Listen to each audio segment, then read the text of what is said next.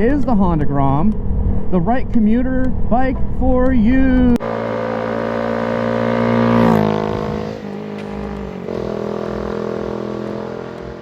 Let's talk about the Grom again, dude. And I want to talk about, because I've tried to make this video a couple different times, but the damn GoPro overheated, the memory card fucking crapped out, or whatever the hell. So let's try again. The topic is the Honda Grom the right commuter bike for you? And I'm gonna come out and just basically say right off the cuff, yes and no. Big no, big time no. Now it all depends on what your commute is. Let's say you live in San Marcos, California, but work in Oceanside, California, and you got to take the freeway, not the highway, the freeway to work. Then negative. Any sort of freeway activity, not gonna happen. No bueno. It does not meet either CC requirements, or it just cannot match the speed. There's no way. Even if you were able to get it up to that, to highway speed, it's just, I think, too small, too light, and there's just not enough gusto for the highway, or for the freeway.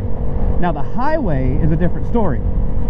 If you're unfamiliar with the difference, a freeway is a dedicated roadway, basically exclusively for either interstate travel or intrastate travel, and it's usually got between 2 and 5 lanes.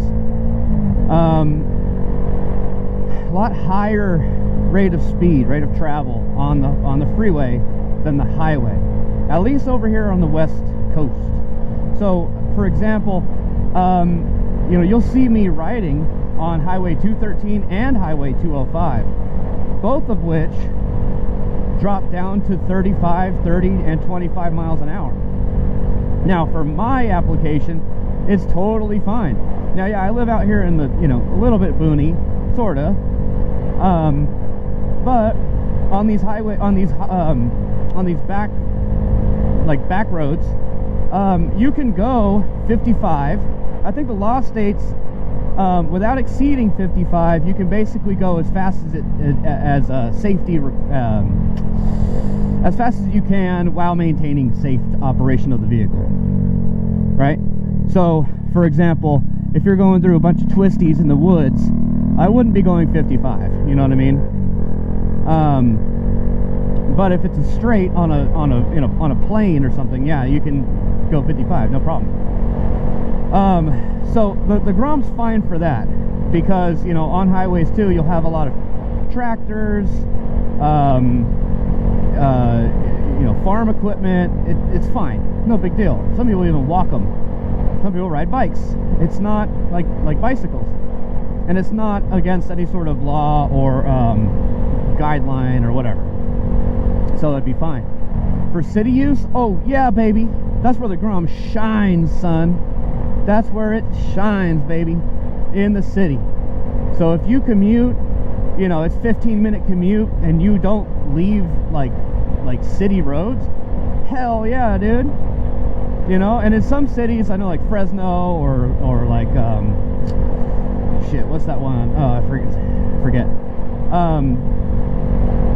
Some city roads will reach 55 miles an hour, and if you might have to mod it, but if you're 220 pounds and up, you might not be able to make those speeds, but who cares? The law states in most areas that as long as you're traveling within 15 miles an hour, below the speed limit, then you're fine. If you're going any slower than that, you're obstructing travel. You're obstructing travel, obstructing traffic, and you're going so slow that if someone has a depth perception issue, they don't really realize they're coming up on you hella fast, and they have to slam their brakes, and then the people behind them have to slam their brakes. Next thing you know, you have a rear end somewhere. Someone's rear-ending somebody else because you weren't going very fast. So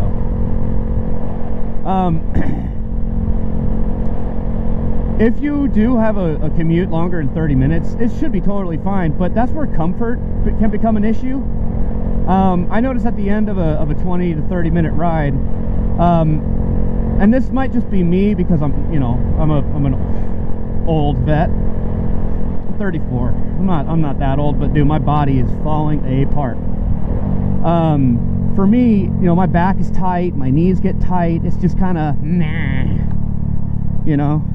But look at my fuel economy, dude. You can't beat it. I'd rather deal with a little bit of discomfort and then just stretch it out later than pay 20 miles a gallon. No thanks. So comfort's kind of meh. The suspension is really tight. I think you can't adjust it. No, you can't adjust it, but you can buy different suspension. You might be able to get a softer rear shock, but it's these front forks are tight, dude. They're stiff. So yeah, it's not like when you ride over a little bump in the road. Oh, you're gonna freaking feel it, buddy. You're gonna feel it. There's no real creature comforts. There's no you can always mod it later, but there's no like handlebar warmer. There's no wind blocks for your hands. The headlight is not all that bright. I mean, it's it's an LED. It's bright enough. High beam is bright. Let's see what else. I mean, rideability though. I mean, it's super nimble. You can swerve out of the way of almost anything if you need to. It's light enough where you can't stop on a dime, especially because there's only one front brake caliper. But it stops pretty quick, especially if you utilize that rear brake properly and don't lock it up. If you lock it up, you're gonna lose a lot of braking power right there. So, and there's no ABS on the rear brake. So you got to, if you do feel it lock up and you start to fishtail, then let off the brake and slowly reapply it. Oh, what was I gonna say? I was gonna say something else. I was gonna say homina. Yeah, I was gonna say. Oh, yeah. So your maintenance cost, and I'm gonna take in maintenance costs like monthly fees and stuff. I'm gonna include like insurance and gas. So I about put in, I don't know, 80 something miles a week, maybe more actually. Let's see, 16 times 2 is 32 times 5. So okay, so about 160 actually. So double that. So I put in about 160 miles a week. Sometimes more if I'm gonna make like a beer run or something like that. But I fill it up once a week. No, we can't make that. We could have made that, but better safe than sorry. So your fuel costs, not high at all. Very good. Very, very good. I'm getting about 125 miles a gallon. I think that's just because I weigh so much, and I also go up hills to get home. Going down a hill is going to cost a lot less gas than going up the hill. Especially this thing, it's pretty underpowered. If you've ever seen me go up that hill by my house, I got to drop it into third by the crest. So what else? Oh, so insurance is about $30 a month. It really just depends on you. That's a you thing. Have you been in any accidents? How old are you? Are you a clean driver? Blah blah blah blah blah. So I pay about $30. I think it's $32.50 or something like that a month. But I also have combined home and auto, so take that for what it's worth. I did get an accident. I hit a deer. A deer popped out, ran across the road. I really had only one option, that was slam the brakes on. I went from 45 down to 30 miles an hour by the time we made contact-ish. Broke the front fender, like the wheel well. Broke the headlight housing and the plastic around it. All said and done with those 3 plastics, OEM as well. It was $86 with shipping. So that's not bad for some plastics. OEM stuff is always really expensive, and this was OEM, buddy. And so you know what I think is cool too? Let's see if we can see it. This plastic right here, can you see that one? That was orange originally. but I ordered the wrong color code, and it came in this gunmetal gray, and I think it's dope, dude. It just fits so well. Like, I was bummed at first. I was like, oh man. But then I like looked at it. I backed up and took a look. I was like, god dang, that is sexy, bro. Holy crap. So I like that. I also bought a new rear brake pedal, which I have not replaced yet still. If you've been following on for a while, I've been bringing that up about once a week for the past, what, 3 months? Haven't replaced it. I'll get around to it, don't worry. And then your oil. So I replace my oil every 1,000 miles. And I think that might be a little over, a little under, I forget what it is, but it's fine. It takes 1 quart of full synthetic 530, 1030, one of the two, I don't remember. So it's about $7.50 for some full synthetic Pennzoil. You can use the Honda stuff. I don't think it really matters. As long as it's a good quality full synthetic, then you should be fine, you know. I replace the crush washer every other oil change. Whenever I change the fuel filter, or the oil filter. That's every 2,000 miles. And the oil filter costs about $3 something. So if you got Amazon Prime, you can buy these kits that have everything included for, I think they're like 36 bucks. Wait, that's a lot. Hold on. Why would it be that much? Whatever. You can find the inner and outer diameter of the crush washer, and then just go to your local hardware store or your auto store and just buy it. That's kind of what I used to do, or what I do, I mean. So I'll buy the crush washer. Oh, but you have to order the filter, you know, like a lot of places don't have it. Unless you have a motorcycle place nearby. You know, here in Molalla, we don't have one. So I have to order it. I mean, I could go to Oregon City, but, you know, screw that. So the last thing I want to talk about is safety. As the rider, it's a very safe bike because it's, you know, it's there's not a lot of power to it. It kind of encourages safe riding, just because you can't, you know, it's hard to go out and do wheelies and stuff. I mean, you can do wheelies, and we're going to work on learning how to do that here soon. I mean, I've done wheelies before, but I'm chicken now because I crashed, and ever since then it's like, all right. So you know, it encourages safe riding. You know, people see it and they're gonna say, man, that there was racing around here. Well, we know it wasn't him, you know, unless you have, you know, for some reason you're liquid cooled out of nowhere. Then it's like, okay, maybe he's got an R6 swap or something.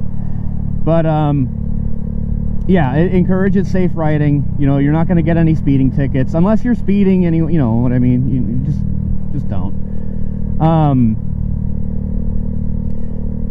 But from an outsider's perspective, like as a four-door person driving around, they might not freaking see you. That's why I put this exhaust on it. I was going to keep it stock, but I'd be coming up on an intersection like this right in front of us, right behind that 25-mile-an-hour sign, and an old dude be sitting there, not see me, and then pull out. You know what I mean? Which is so freaking annoying. Just, you know, take a second longer. Don't just glance, but actually look at the road. You know what I mean? Don't just glance. Oh, I don't see a big white truck. Then it must be clear. So other people might not see you because it is a very small bike. It's tiny. I'm 5'9", and when I see myself in the mirror, it's like, God dang, that's a little bike. But of course it is. So, oh,